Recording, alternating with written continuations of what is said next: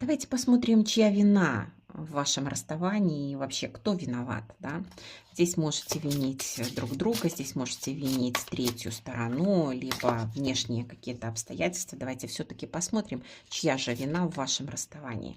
Ну, я вам хочу сказать, что здесь вина может быть ваших знакомых, ваших друзей. Почему? Потому что здесь близкое окружение ваше по тройке пентаклей может настраивать вашего партнера либо вас против него, либо против вас, да. По семерке жезлов может выстраивать какие-то такие моменты, говорить, зачем он тебе, зачем он нужен, на самом деле как бы в нем нет стабильности, да, тебе нужен другой мужчина. И я вам хочу сказать, здесь больше будет окружение подруг влиять непосредственно на ваши решения, на принятие ваших решений.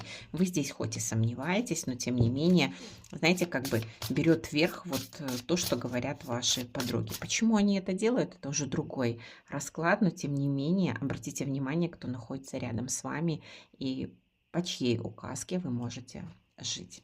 Подписывайтесь на канал, ставьте лайки, пишите комментарии.